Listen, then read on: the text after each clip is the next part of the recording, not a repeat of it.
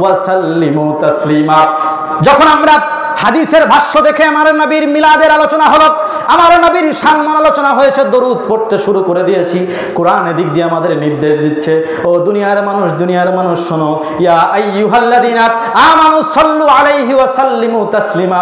আমার আল্লাহ তাআলা বলতেছে শুধু আমার নবীর উপরে তোমরা দরুদ পড়েই বসে থাকো না, আমার নবীর উপরে দরুদ এবং সালাম একই সাথে দেওয়া লাগবে। নির্দেশটা কার? কথা বলেন, নির্দেশটা কার? এটা কিন্তু আমার আল্লাহ তাআলা ওয়াসিক করে দেন নাই, আমার আল্লাহ তাআলার সরাসরি নির্দেশনা যে আমার নবীর উপরে দরুদ পড়বে এবং আমার নবীকে সালাম দেবে। দরুদ এবং সালাম একই সাথে আল্লাহ তাআলা নির্দেশ দিয়েছেন, আলাদা আলাদা করে নির্দেশ দেন নাই। তো নবীর মিলাদে যখন বসলাম, নবীর আলোচনা হয়েছে, নবীর উপরে দরুদ পড়ে নিলাম। এবার কোরআন বলতেছে শুধু দরুদ আমার নবীর উপরে পড়ো না, ওয়া ইউসাল্লিমু তাসলিমা, এবং আমার নবীর উপরে একটু সালাম দাও। এই জন্য আমরা দরুদের পরে আবার নবীকে সালাম দেওয়ার জন্য দাঁড়ায় যাই, পড়েন সুবহানাল্লাহ। তার মানে বোঝা গেল একটার সাথে আর একটা ওতপ্রোতভাবে জড়িত। মিলাদের মাহফিল করেছি, নবীর আলোচনা করেছি, দরুদ না পড়লে হচ্ছে না, কারণ হাদিস নিষেধ করেছে। তাই দরুদ পড়ে নিলাম। দরুদ পড়ার পরে এবার দেখতেছি দরুদ পড়েই শুধু থেমে থাকা যাবে না, কোরআন বলতেছে দরুদের সাথে সালামও দেওয়া লাগবে, তাই সালাম দিচ্ছি। কথা কি বুঝাইতে পারছি? একটার সাথে আরেকটা কি সম্পৃক্ত না? আচ্ছা, কি এটা কোরআন হাদিস থেকে বলতেছি না বানায় বানায় বলতেছি? কথা বলেন না ভাই। এই যে আয়াতটা মনে হয় কাদরিয়া তরিকার নাকি? এই শেষ আয়াতটা কাদরিয়া তরিকার না কোরআনের? এই হাদিসটা মনে হয় কাদরিয়া তরিকার না রাসূল পাকের? বলেন, সিয়াসিত্তার দুইটা কিতাব থেকে কাদরিয়া তরিকার আলোচনা শোনাইতেছি না। আমার হুজুর পাকদের কথা এখনো বলি নাই আপনাদের ভাই, আমার হুজুর পাকদের আলোচনা বলি নাই। মিলাদুন নবীতে বসেছি, কোরআন এবং হাদিস নিয়ে বসেছি, কোরআন এবং হাদিস থেকে দেখাচ্ছি, আমার হুজুর পাকদের কাউল থেকে দেখাচ্ছি না। ওনাদের কাউল থেকে অসংখ্য দেখানো যাবে, কিন্তু ওটা দিলে আপনারা মানবেন না, কারণ আপনারা তো আমার হুজুর পাককেই মানেন না। ওনার কাউল কিভাবে মানবেন? কি বলেন? হ্যাঁ, এই জন্য বলছি না, যেটা মানেন সেখান থেকে বলতেছি, কারণ আমার হুজুর পাকেরা যেটা বলেন এবং করেন সরাসরি কোরআন এবং হাদিসের কথা। একটা কথা কোরআন এবং হাদিসের বাইরে নয়।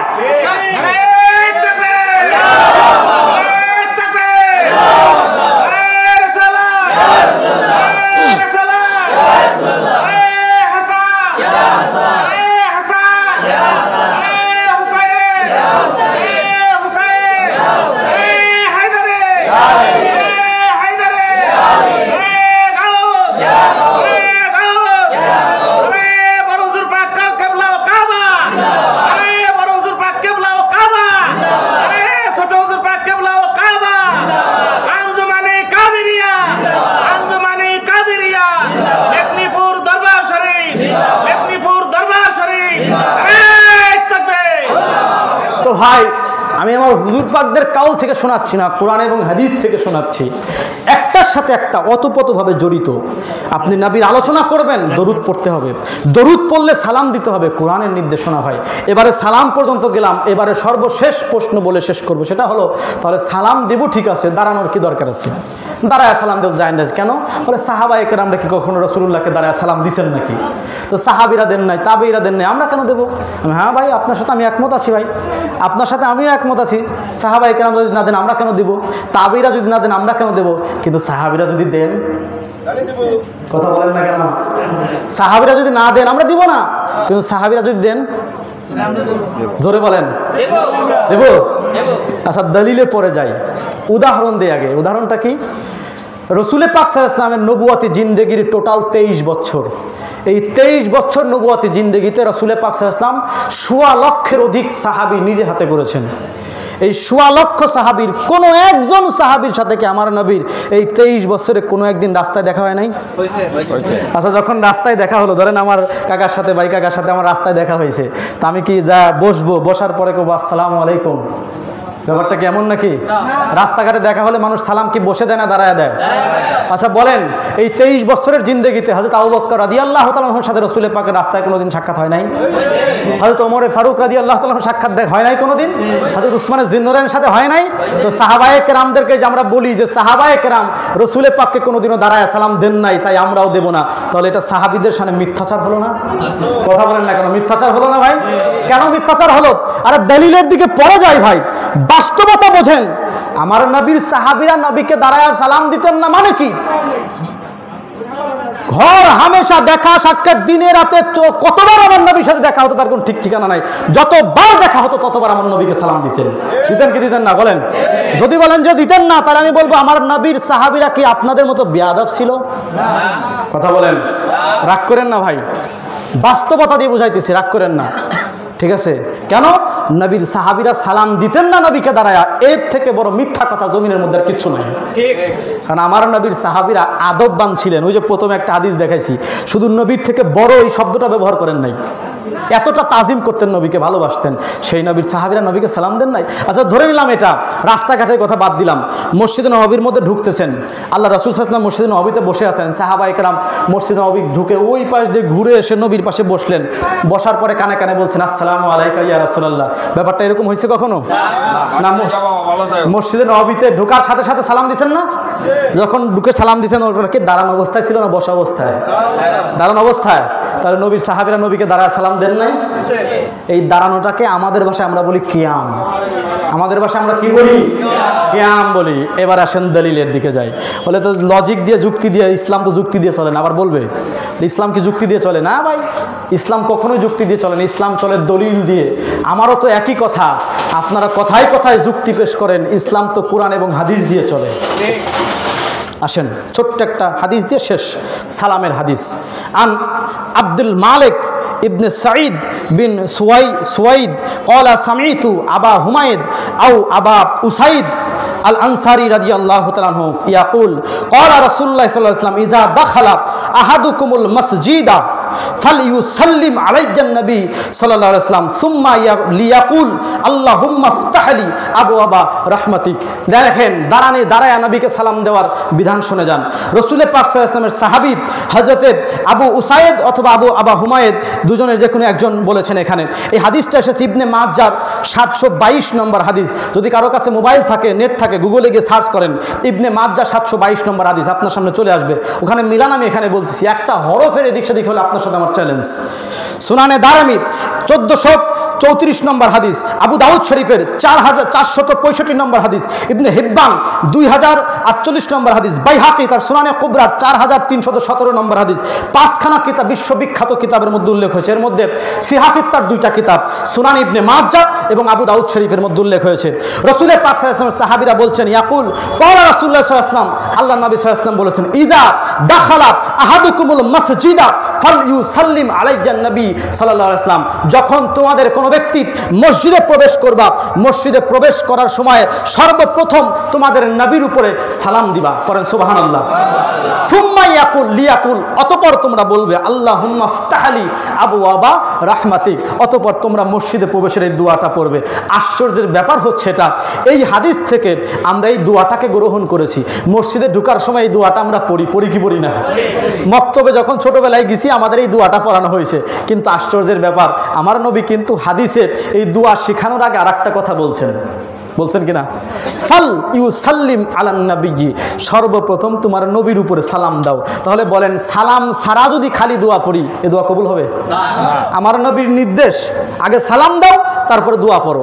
আর আমরা সালামটাকে বাদ দিয়ে শুধু দোয়া পড়তেছি। ওই দোয়া চালানা পয়সার দাম আল্লাহর কাছে নাই। কারণ কি জানেন? কারণ আমার নবী এখানে অপশনাল করেন নাই যে তোমাদের ইচ্ছা হলে সালাম দিও, না হলে নাই। আমার নবী সরাসরি নির্দেশ দিচ্ছেন, আদেশ সূচক, ফল ইউসাল্লিম আলান নবী, তোমাদের নবীর উপরে সালাম দাও। বলেন, আমার নবী যেটা আমাদের উপর নির্দেশ দিচ্ছেন, এটাকে আমাদের জন্য ঐচ্ছিক করেছেন? করলে করলাম, না করলে নাই, ব্যাপারটা এমন। নবীর নির্দেশ আমরা মানতে রাজি আছি তো মুসলমান? আমার নবী বলেছেন মসজিদে ঢোকার সময় আমার উপরে সালাম দাও। আজকে থেকে আমরা নবীকে মসজিদে ঢোকার সময় সালাম দিতে পারবো ইনশাআল্লাহ? জোরে বলি ইনশাআল্লাহ। মুসলমান নবীকে সালাম দেবো কেন? নবীর নির্দেশ। আমার নবীকে ভালোবাসি, আমার নবী নির্দেশ দিচ্ছেন, আমরা মানবো না ভাই? এবারে আসেন, নবী তো নির্দেশ দিলেন মসজিদে ঢোকার সময় আমার উপরে সালাম দাও। কিন্তু আমার এলাকার আলেম সমাজ এগুলো মানুষকে শেখায় না, শুধু ওইটুক শেখায় আল্লাহুম্মা ইফতাহলি আবওয়াবা রাহমাতিক। ভাই, এর আগে নবীর উপরে সালাম শিখান। আগে সালাম তারপরে দোয়া, আগে সালাম তারপরে কি? এবার পয়েন্ট টু বি নোটেড, বলেন, মসজিদে যখন আমরা প্রবেশ করি, মসজিদে প্রবেশ করার সময় কি বসে বসে প্রবেশ করার কোনো সিস্টেম আছে? জোরে বলতে হবে সিস্টেম আছে।